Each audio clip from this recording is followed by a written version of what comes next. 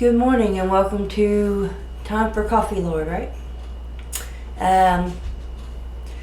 We welcome you and we hope you're enjoying your day. And we are going to start in Acts 23. Then Paul, looking earnestly at the council, said, "Men and brethren, I have lived in all good conscience before God until this day." And the high priest Ananias commanded those who stood by him to strike him on the mouth. Then Paul said to him, "God will strike you, you whitewashed wall, for you sit to judge me according to the law, and do you command me to be struck contrary to the law?" And those who stood by said, "Do you revile God's highest priest?" Then Paul said, "I did not know, brethren, that he was the high priest. For it is written, you shall not speak evil of a ruler of your people." But when Paul perceived that one part were Sadducees and the other Pharisees, he cried out in the council, "Men and brethren, I am a Pharisee, the son of a Pharisee. Concerning the hope and resurrection of the dead, I am being judged." And when he had said this, a dissension arose between the Pharisees and the Sadducees, and the assembly was divided. For Sadducees say there is no resurrection, and no angel or spirit, but the Pharisees confess both. Then there arose a loud outcry, and the scribes of the Pharisees' party arose and protested, saying, "We find no evil in this man, but if a spirit or an angel has spoken to him, let us not fight against God."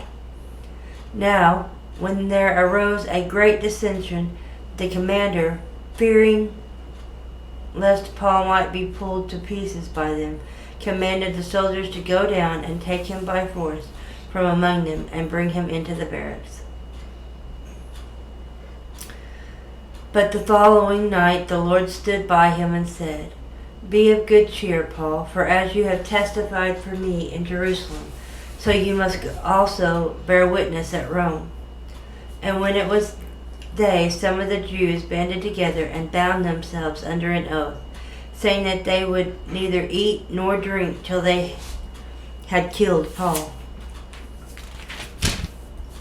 Now there were more than 42 had formed this conspiracy. They came to the chief priests and elders and said, "We have bound ourselves under a great oath that we will eat nothing until we have killed Paul. Now you therefore, together with the council, suggest to the commander that he be brought down to you tomorrow, as though you were going to make further inquiries concerning him.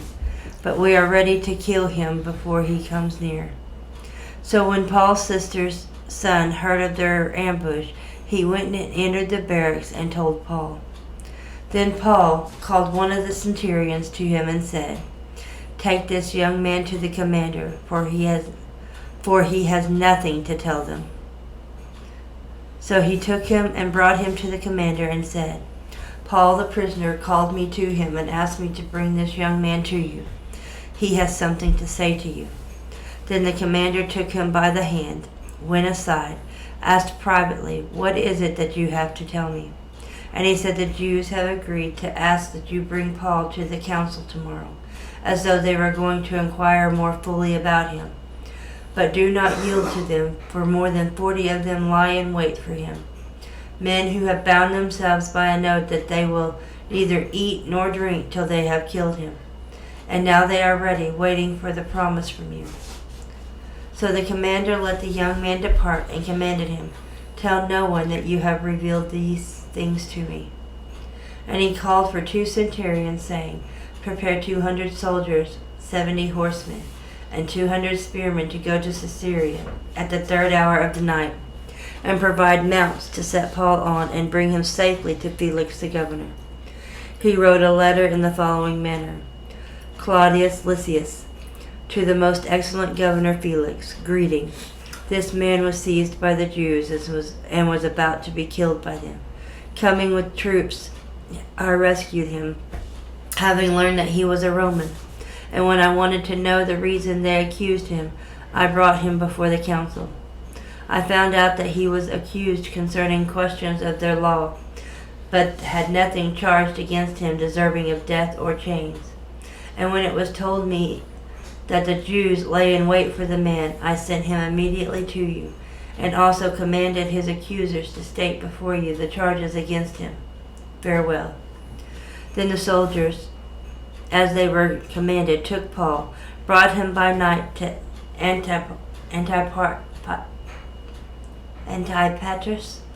The next day they left the horsemen to go on with him, and returned to the barracks.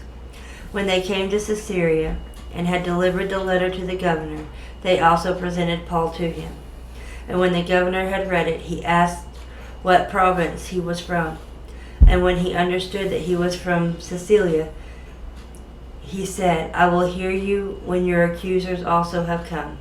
And he commanded him to be kept in Herod's praetorium.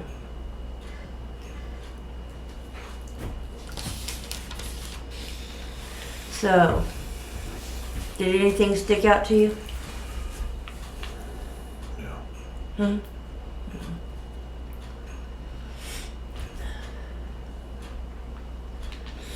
I believe the Lord's watching over Paul the whole way. He's going before first it's Felix, and then later on we'll find out he'll be going for Festus. But we see with the hand of the Lord's on him the whole time, and that the whole idea is that Paul was going to be taken to Rome to take the gospel there. And not that I'm sure that there wasn't Christians already there, but he'll present it in such a way that he's going to be going right before Nero himself. So we see that the Lord's watching over him the whole time and making sure that he's taken care of so he can make and be able to achieve that goal. Yeah. Amen? Amen. Anyway, next time, we'll see you next time. It's been a while. We've been going through the holidays and we've just not made it. Our sincere apologies.